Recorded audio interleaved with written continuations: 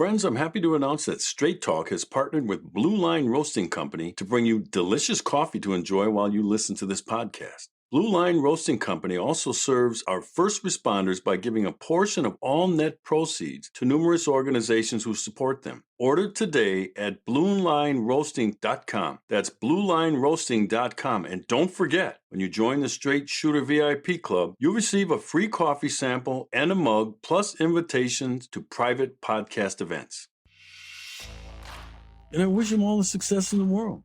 But I'm not going to pieces because Fox News took his time slot away. It's their right to do. Even if it destroys the company, then we can all stand by and watch it crumble, and we can kind of snicker. Yeah, how'd that work out for you? You are tuned in to the Straight Talk Podcast. I am your host, America's Sheriff David Clark.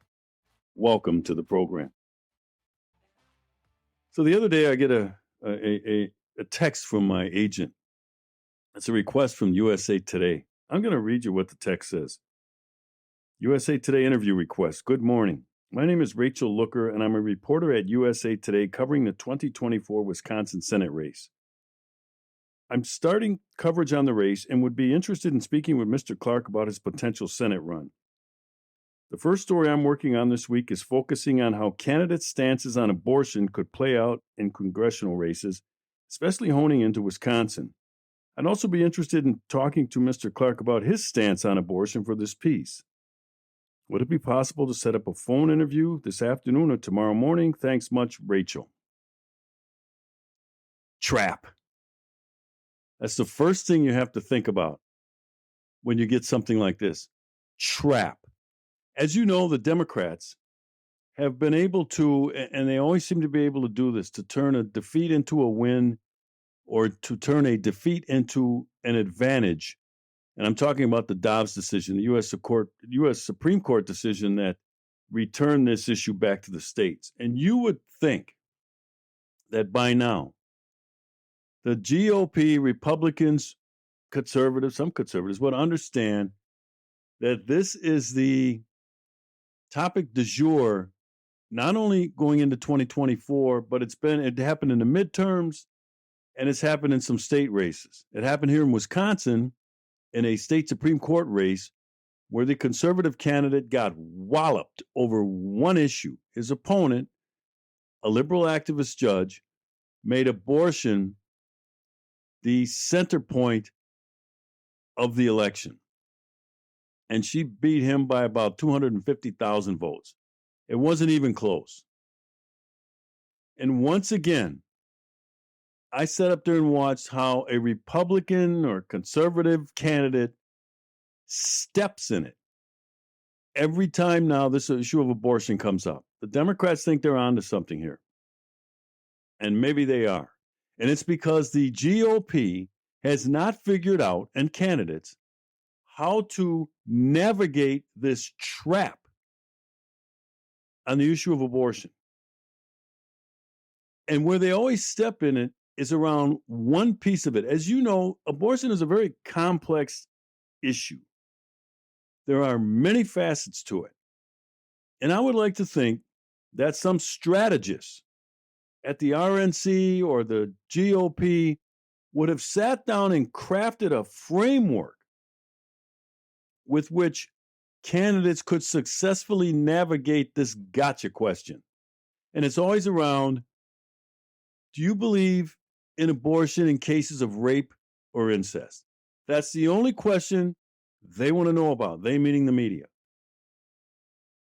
And the candidate, Republican candidate, cannot figure it out. That they haven't sat down and crafted something to, like I said, get around this issue. They step in it, they stumble, they stammer, they say something clumsy, and it dooms their campaign because they're not able to attract women voters and they're not able to attract independent voters when they can't successfully answer, do you believe, because they want to claim to be pro-life.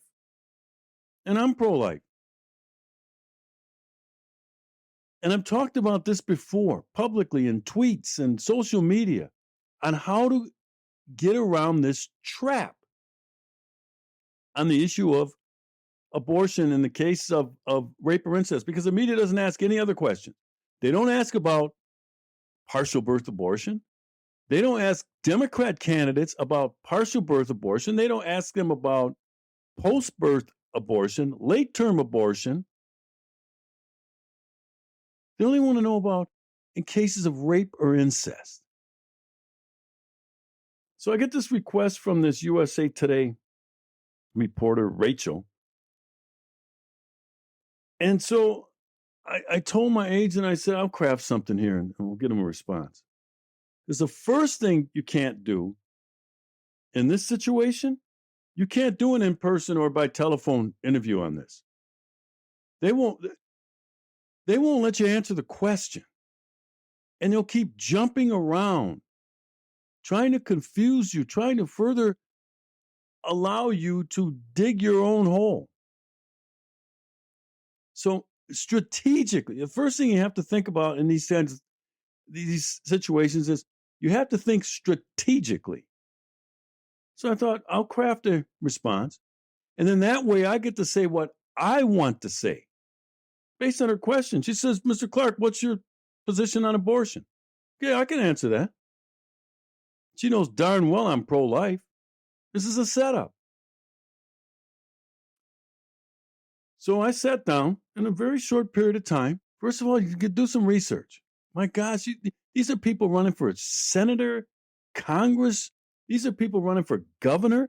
These are people running for president of the United States, for heaven's sake, and haven't crafted a position, a policy paper on their pro-life stance. So I put this together, and I'm going to read you what my statement is. I'm going to read it to you. My position is here. Here's my position. You asked for my position on abortion. Here it is. Now, I know they don't like this. They'd rather get me by telephone. Of course, they're in Atlanta. I'm in Wisconsin, so it's not going to be in person. But I'm not going to do it on a Zoom. I'm not going to do it on Skype. No. Here's my position. Now, I also know that they can pick and choose. They can take you out of context. But guess what? When they do that, I have them set up. Because now I can say, yes, I said that. One sentence. Here's the rest of what I said, and I can produce it. Now I'm showing them to be disingenuous. Now I'm showing them to be dishonest. Now I'm showing them as a journalist to not have any integrity. I know they will not print this whole statement in their piece, but here's what they have an obligation to do if they have any integrity. Put a hyperlink in there and say, attached is his full statement. So people, if they want to, can go to it and go, oh yeah, he said that. However, he also said it in the context of this. Strategic. So that's why I said they're not going to like this, that I wrote this statement out, but this is all they're getting. So here's my answer to the question, Mr. Clark, what's your position on abortion? Here we go. Let me be clear. I can't think of a more horrific thing for a woman to experience than to be a victim of rape or incest, or for it to result in pregnancy. First thing is to express empathy. Display empathy. Because remember, I said this is a complex issue. It's emotional for a lot of people. So display empathy. I'm going to continue here. Most people are not aware that abortions in the case of rape and incest occurs in about 0.5% of all abortions. Let me say that again. Most people are not aware that abortions in the case of rape and incest occurs in about 0.5% of abortions. The Democrat use of this 1% of abortions to prop up and rationalize their support for murdering babies. They use this 0.5% to prop up and rationalize their support for murdering babies. And then I attach a link to the data, research. I'd sit down, I do my research, I gather some data, and then I craft my position around it to support my position. So back to my statement here. If this was the majority of abortions performed, most reasonable people, including myself, wouldn't want to interfere in a victim's decision. See, victim's decision in consultation with her OBGYN to choose abortion, nor should there be a prohibition on having one performed in these instances. That's reasonable, ladies and gentlemen. You can't be an absolutist. And that's why these people get caught up, these candidates, these Republicans, on the issue of rape or incest. They try to be absolutist about it. We're talking about 0.5% of abortions. And I said, well, if that's all there were, we wouldn't be really having this argument. Because most people, it happens 0.5%. That's horrible. But, this doesn't seem to be a big deal here in terms of the other 99%, I'm saying. So I go on to say, so now let's focus on the other 99% of abortions performed, and let's have a discussion on that. Let's start with an examination of the data. First is the issue of race. I turn it around and make it an issue of race, which the left loves to do with everything. Make it an issue of race. Abortion is disproportionately targeting the Black community, and it impacts Black women more than any other demographic. As an African American myself, that's a concern. In a story from liveaction.org, the Center for Disease Control reports that the Black abortion rate is 3.8 times greater than the white abortion rate and 2.5 times higher than the Hispanic abortion rate. Additionally, the CDC reports that Black women account for 38% of all reported abortions, which is higher than any other demographic, and the Black abortion rate per 1,000 women is 25%.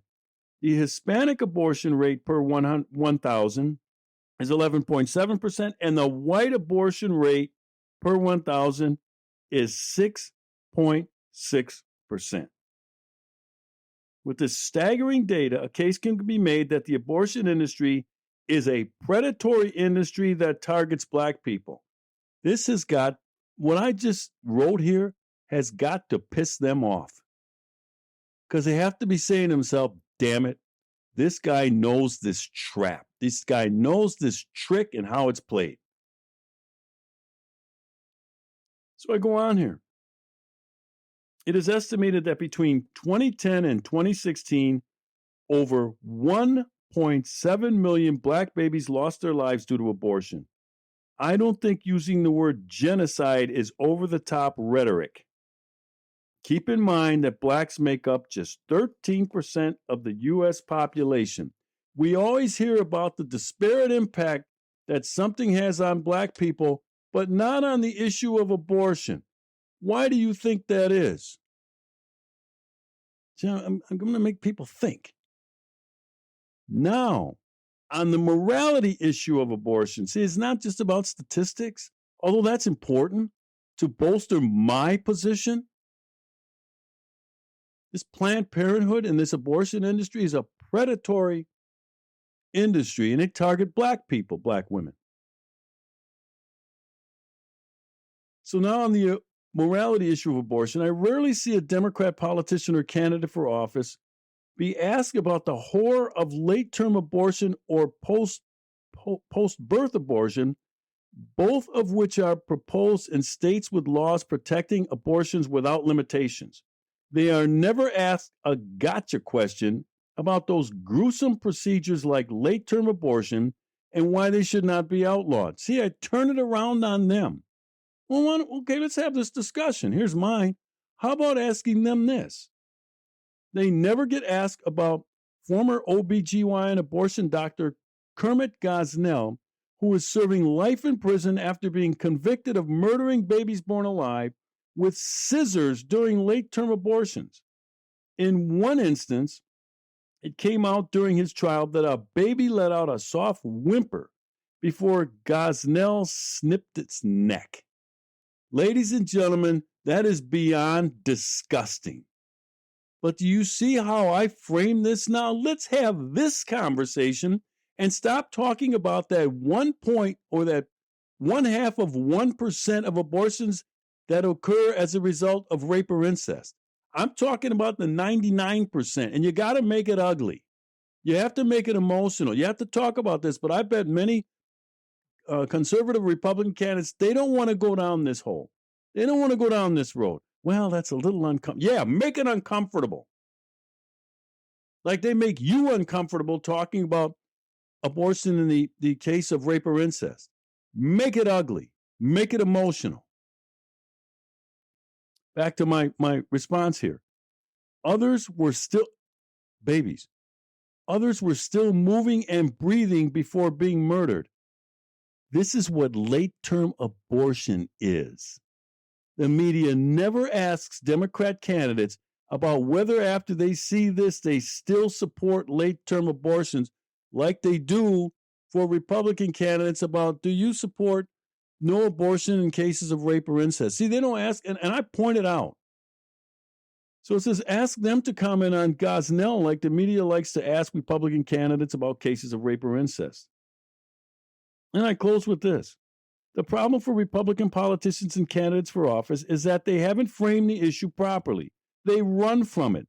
They don't present the argument based on data, nor will they ever talk about the ugly procedure that abortion is. If more women had to take a position based on how I presented here, those who support abortion just might pause in their support.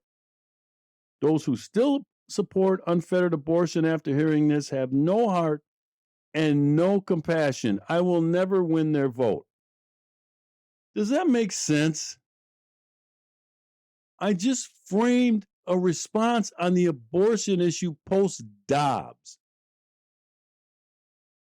Don't let them make this issue about reproductive health. That's how the Democrats and the leftist ilk in the media like to present it. Women's reproductive health. No, it's not. It's murdering babies. And it's murdering Black babies and Hispanic babies and very few white babies. And do you notice that on this issue of abortion, when you see these rallies, you notice it's attended by white women and, young white women more than any other demographic, yet they only account for 6.6% of all abortions performed? See, it's not impacting their community, but they think it's okay as long as it's killing Black and Hispanic babies. You have to make this thing emotional. So if you know of a candidate out there, if you support some candidate that's running in your area, get this to them. You know what? I haven't copyrighted this. They can use it. Use word for word. And when they get asked about it at a candidates forum, have this in front of them. Just read it. You don't have to memorize it. There's too much here to memorize. And if you get, your 3 minutes to answer a question, read it fast. Or, you know what? You don't have to read it in its totality. Pick out some good stuff here. Candidate A, you'll have 3 minutes to answer. Highlight some stuff, one piece of data here that it's affecting the African-American population more than any other. Make it race, and then make the morality issue. Post and late-term abortions, snipping babies' necks as they're whimpering and still breathing. Do you really support? I want to turn to your opponent and say, I want to ask my Democrat opponent here, do you support these late-term abortion procedures?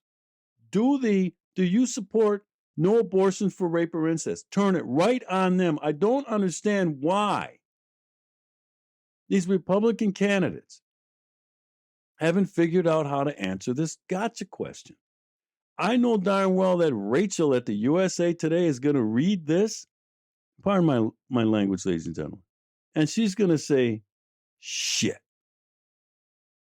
He understands what we're trying to do here. Because I do. I know the enemy. I faced them before. I know their tactics. I know what they're capable of. I know what they're up to. And you have to be ready for it.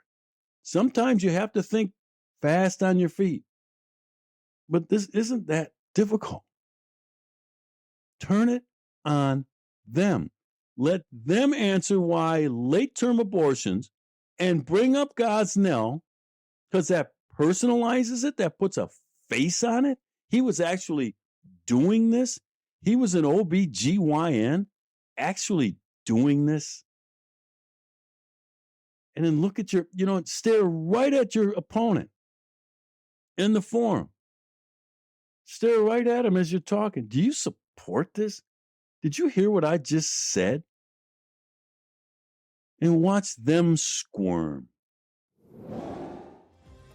Mainstream media has turned into nothing more than state-run propaganda. Bulldog TV was founded by Americans fighting for America to restore the fourth branch of government. Support alternative media like Bulldog TV by following them on Facebook and Truth Social. Well, just when you thought it couldn't get any better, Mike Lindell and MyPillow are launching the MyPillow 2.0. When Mike invented MyPillow, it had everything you could ever want in a pillow. Now, nearly 20 years later, he discovered a new technology that makes MyPillow even better. The MyPillow 2.0 has the patented adjustable fill of the original MyPillow, and now with the brand new fabric that is made with a temperature-regulating thread. The MyPillow 2.0 is the softest, smoothest, and coolest pillow you'll ever own. Say goodbye to tossing and turning and flipping your pillow over in the middle of the night. And more great news on the MyPillow 2.0. A buy one, get one free offer with promo code Clark. MyPillow 2.0, with its temperature-regulating technology, is 100% made in the USA and comes with a 10-year warranty and a 60-day money-back guarantee. Just go to MyPillow.com and click on the radio podcast square to receive the MyPillow 2.0 buy one, get one free offer. Just when you thought MyPillow couldn't get any better, it does. MyPillow 2.0 gives you the best pillow ever. Enter promo code Clark, that's CLARKE, to get your MyPillow 2.0 now.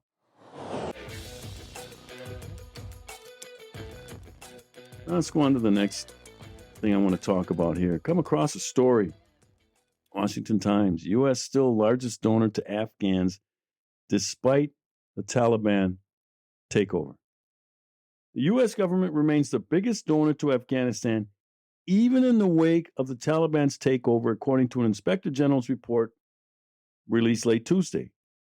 Some $2.1 billion had flowed to Afghanistan since August 2021, when the U.S. withdrew its last troops and the Taliban toppled the American-backed government and took control. And while U.S. officials say the money is supposed to be going to assist Afghans and not feed into the Taliban's treasury, the Inspector General for Afghanistan Reconstruction said officials can't say for sure that the Taliban isn't siphoning some of the money away from the groups the U.S. is funding. Would you be shocked to learn that the Taliban is siphoning money away from humanitarian efforts? Would you be shocked? And all of a sudden, too, it says here that the government can't say, officials can't say for sure that they're not. You know they are. So the article goes on to say, quote, since the Taliban takeover, the U.S. government has sought to continue supporting the Afghan people without providing benefits for the Taliban regime. The Taliban regime is in charge. The people of Afghanistan are not in charge. So it says here, however, it is clear from our work, it's part of the quote, that the Taliban is using various methods to divert U.S. aid dollars, said Inspector General John Sopko. Oh my God, I'm shocked. So it says here, U.S. assistance includes help with mining and agriculture, education, human rights, and health programs. Okay.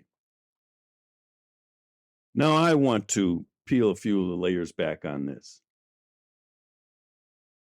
First of all, the U.S. spends about $38 billion a year in foreign aid to a bunch of countries. And they're all hardship countries for the most part. You know who's the biggest recipient of U.S. foreign aid for humanitarian efforts?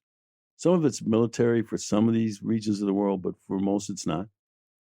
Sub-Saharan Africa. Yet We have to sit up here, we meaning conservatives, and you white folks in the audience have to sit up here and get slapped around all the time talking about how America's a racist nation. Yet we contribute more in terms of humanitarian aid, foreign aid, to sub-Saharan African nations than any other country in the world. But we're the racists. You're the racist. You have other names for me. So I have to ask, and I have nothing against this foreign aid for these underdeveloped countries. That's the right thing to do. When you have more than somebody else to help them out, Americans have always been good about that. Charities, donating, whenever there's some humanitarian disaster somewhere, a earthquake or, a typhoon or a hurricane, it's always the American people that step up in terms of recovery aid, and generously. So I'm not against that, but I am against it for Afghanistan, and here's why. Afghanistan is a wasteland. That's all it is. Now, America just spent 20 years in that part of the world propping up that government, trying to get them on their feet. And as soon as we left and Biden's withdrawal, the government that was put in place by the U.S. collapsed within days. And the Taliban took over again.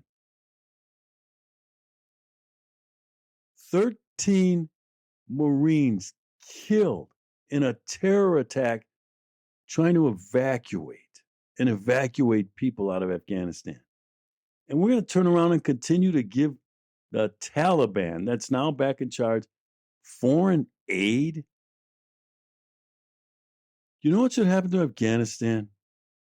They should go the way and the route of every other civilization that became extinct. Yes, I said that. It is a wasteland. It is useless. As long as some of these nations are not going to try to modernize, that's what the foreign aid should go toward, helping them modernize. If they're not going to modernize, the hell with them.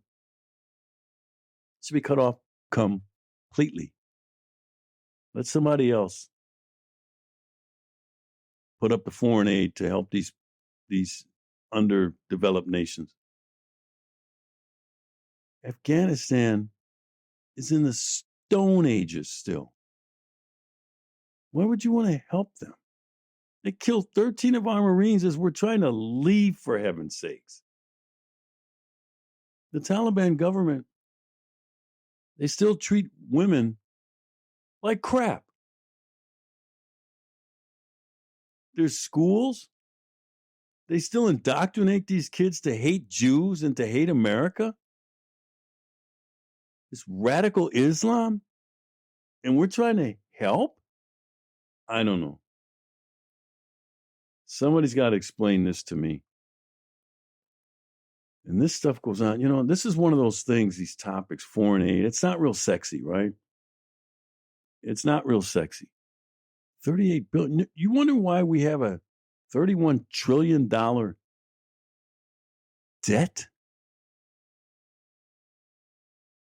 If Congress really wants to do something useful, especially the GOP control House, instead of all these other hearings on this stuff that's not going anywhere, it's nothing more than saber rattling and FaceTime on TV. Why don't they hold some hearings on U.S. foreign aid, where it's going? Because it says here, the officials can't say for sure whether or not the Taliban is siphoning. How come they don't know? It's time to ask them. The State Department. I think they're in charge of the foreign aid program, but call those people in and ask them. Hey, Blinken, we saw this report here. Afghanistan. Why are we still giving them money? You know what our national debt is? You know that we have homeless vets in this country that could use that $2 billion that in 2021 went to Afghanistan and the money that's still rolling into Afghanistan in 2024? We have homeless vets that could use that money. We're not taking care of our homeless veterans. We're not taking care of Americans who've fallen on hard times, and we're trying to help this Stone Age country? I don't know. Maybe you can help me understand because I don't. I don't know that I want to understand this. I think we need to stop. Anyway, the border's at it again, about to explode. Title 42 is going to end. Maybe by the time you hear this podcast, and it's going to create this surge of illegal aliens and illegal immigrants into the country. Something we have no plan to deal with. Mayorkas has been lying his rear end off every time he gets called up to Capitol Hill.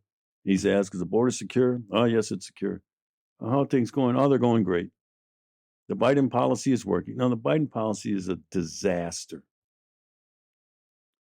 So now the Biden administration announces that it's going to deploy 1,500 active duty troops to the southern border to help deal with an expected wave of illegal immigrants starting next week. Active duty. That's the key phrase here. You know, we've used the National Guard at the border to help supplement the Border Patrol. Reservists, National Guard. Active duty, to me, is a slippery slope. This needs congressional approval as far as I'm concerned. There's a constitutional issue here. Using active duty troops on U.S. soil. Yeah, for an invasion or insurrection. And I would say there's an invasion at the southern border. I would say that. Under the Constitution, the United States is supposed to protect the states against invasions. So I have no problem with it per se, but there's a process. And when we hit that slippery slope of just letting the president of the United States, I don't care who the president is, when we just let them do this, and we don't question and just hold on a second, because this border crisis didn't just start now.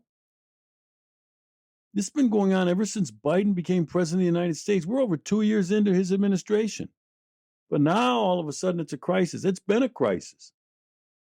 Biden undid all the Trump policies that had the border under control. He undid all of them. He created this surge, caravans coming into our country. Biden returned us to catch and release. Fortunately, in a stroke of luck, and I say that tongue in cheek, you know, the coronavirus, the Chinese coronavirus hit, and it allowed the president under Title 42, that's the process, to deport people immediately and a remain in Mexico policy to control the spread of the virus. People who were coming in, they weren't checking to see if they had the virus. Just letting them in, no testing. But they were testing Americans. You couldn't do anything in America without being tested. Remember, they were talking about that vaccine passport. They were talking about making us carry around a passport to prove we were, we got the what do they call it? The virus protection. But they were letting illegal aliens in without worrying about that. The Biden administration. There's three main reasons why you have to have effective immigration policy. And there's a difference between border enforcement and immigration policy. Make sure you keep that in mind. These are two distinct, separate things.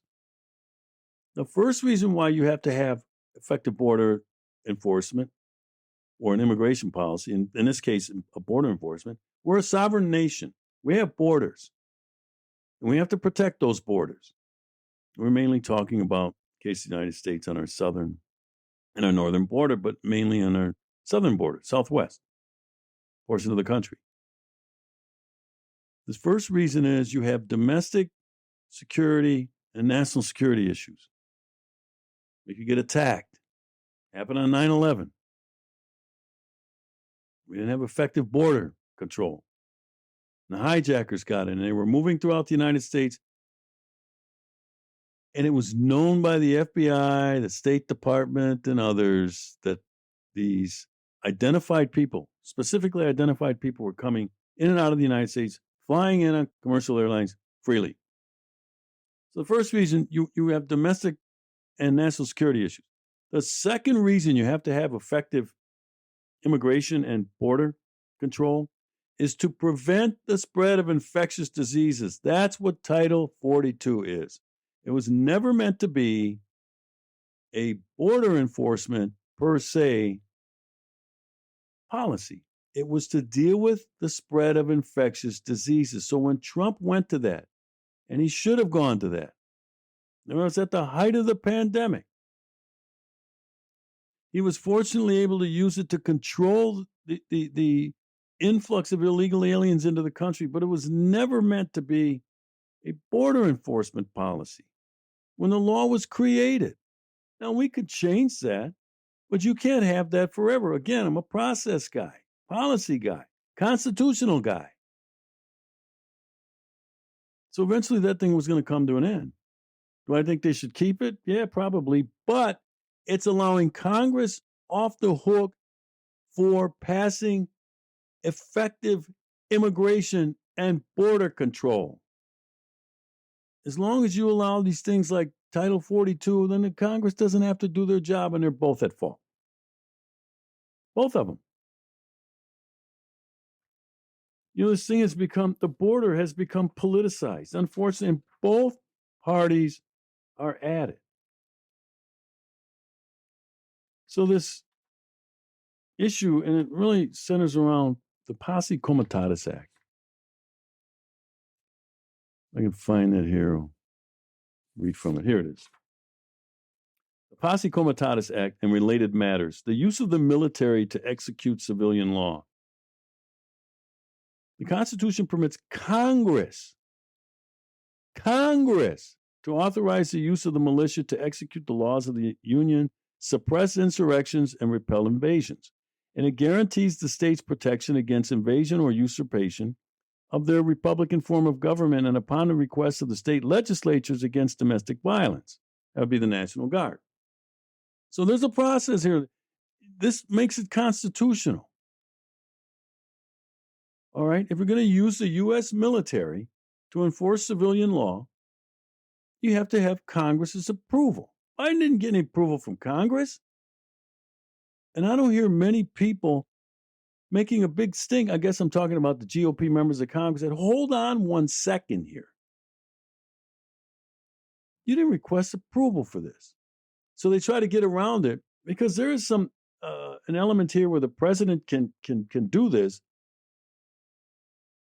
But what Biden's doing is, and the Homeland Security are saying, well, they're not going to enforce civilian law, so therefore we can do it. Well, wait a minute.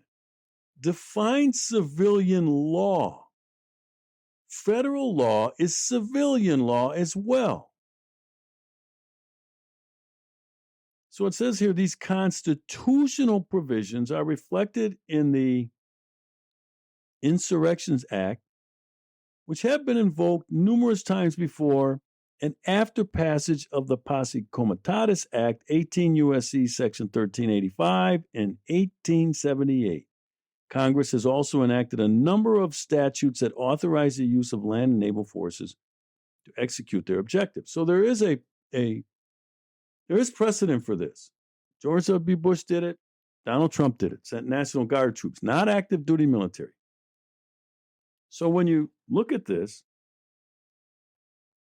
and I'm reading here from another Washington Times article, it says this last-minute deployment challenges Homeland Security Secretary Alejandro Mayorkas' claim that he's had a plan in place for months to prepare for the end of Title 42. He was lying. That's all he does. And here's the political thing that ticks me off to no end, and both parties. Neither party wants to fix this immigration and border crisis. Trump tried. And under the circumstances, with resistance from not only Democrats, but from Republican members of Congress, he did a hell of a job. He slowed the surge. He built some more of the wall. So this is an example of the politics that's played here. When Mr. Trump deployed additional troops in October 2018 amid growing migrant caravans, press coverage cast it as an election season ploy. Then Senator Kamala Harris said the deployment was taking troops away from their families and called it a demonstration for the TV cameras based on a political agenda. She said, quote from Senator Kamala Harris, the Trump administration made a decision to deploy them based on a political agenda, and I believe that is inappropriate to require the limited resources of the United States military to be used in such a way, she said at the time. That's Kamala Harris, senator. But now that her president's doing it, well, this is the right thing to do. This is smart. This is, we're protecting the border here, and we're going to do everything we can to protect our border. She's full of crap. When Trump did it, she says, like I said, she called it a demonstration for the TV cameras.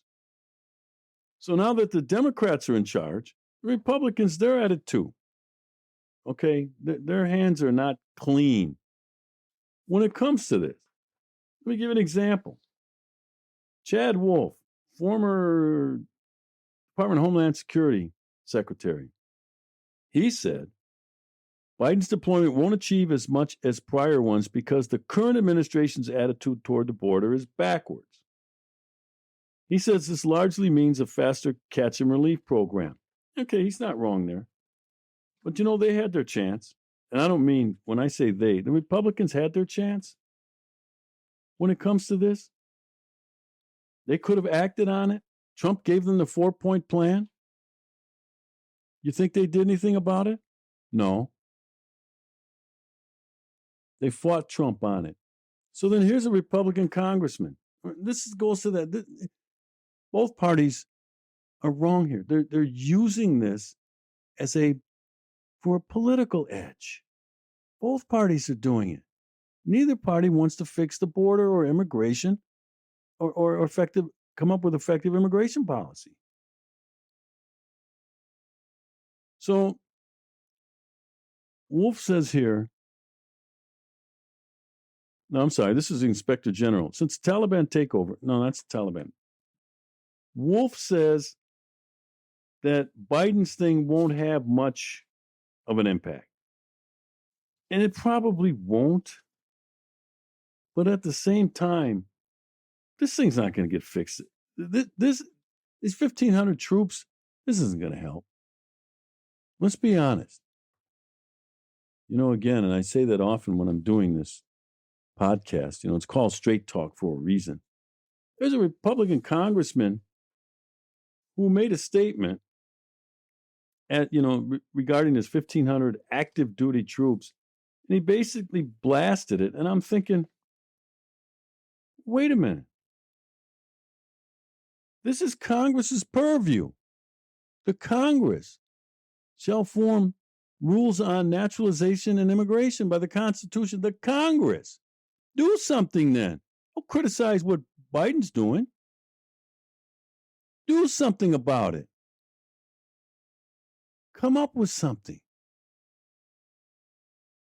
But no, you know what? We can use this as a political hammer, and we can just hammer the Biden administration. And when the Republicans had their chance, they did the same thing. They did the same damn thing.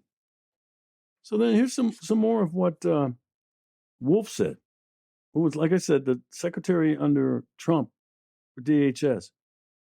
Quote, I think this is all for public relations reasons, Mr. Wolf told the Washington Times. They want to show and demonstrate to the American people and others that they're doing something. They just put on different hats when they change administration. So Wolf also said all of these things are just going to further incentivize the crisis. The guardsman, while it sounds good, does nothing to solve the problem. He's right there. Well, the Republicans had their chance. With Speaker Paul Ryan and Mitch McConnell in control of the Congress, and Trump presented a framework with his 4-point plan, they had their chance to do something about it, and they did nothing. Trump did everything. In spite of opposition from the GOP-controlled Congress. Here's that thing I was looking for before. It says here, and this is from Senator Roger Wicker of Mississippi, the top Republican on the Senate Armed Services Committee. He says President Biden could have avoided this entire situation by taking seriously the crisis at our border. What was Wicker's position when Trump was trying to do that? This Republican. What was his position then? They were fighting Trump. They tried to.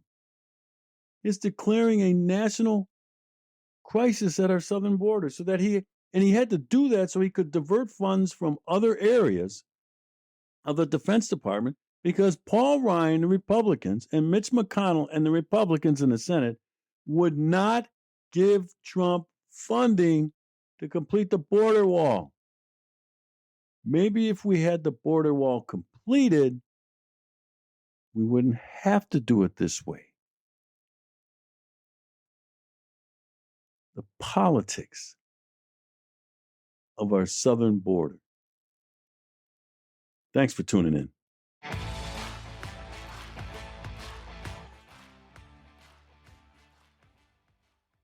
Attention, Patriots.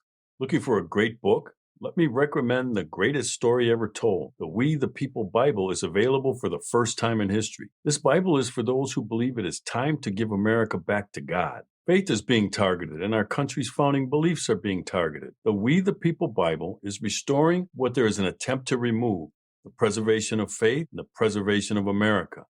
One of the most unique features of this Bible is that it includes the Declaration of Independence, the Bill of Rights, the Constitution, and the Pledge of Allegiance as a bonus. This makes it a perfect heirloom to pass on to the generations to come. It is time to give America back to God, and this Bible is a great way to do just that. Get one for yourself and another as a gift for a friend or family member. Go to americasheriff.com and click on the Bible link to order today while supplies last. Friends, I want to thank you for listening to today's episode of Straight Talk with yours truly, America Sheriff David Clark. And a special thank you also goes out to our sponsors. My goal, as always, is to break down these complex and many times controversial issues and bring it to you straight, with a little dose of common sense, no media bias, no talking points, just truth. And this podcast would not be possible without your support. I hope you enjoyed this episode, and if you did, please leave a review at Apple Podcasts, Spotify, or your favorite place to listen. And please share this message of common sense on social media. For more content, be sure to follow me on Truth Social, Twitter, Facebook, and Instagram. And just a reminder, we'd love for you to join our Straight Shooters VIP podcast club for only $5 per month. And with that membership, you'll receive invitations to attend private podcast events throughout the year as a VIP guest when we come to your town. Plus, if you join today, you'll also receive a free coffee mug and a sample of our private label coffee as long as supplies last. Subscribe and join at americasheriff.com. This podcast is brought to you by americasheriff.com with executive producer Judy Wilkinson of J.L. Wilkinson Consulting and producer Josh Wentz in partnership with our friends at Bulldog Media. If you are interested in partnering with Straight Talk Podcasts or having me speak in your area, please contact Judy at jlwilkinsonconsulting@gmail.com, 706-518-2116. That's jlwilkinsonconsulting@gmail.com. Phone number 706-518-2116.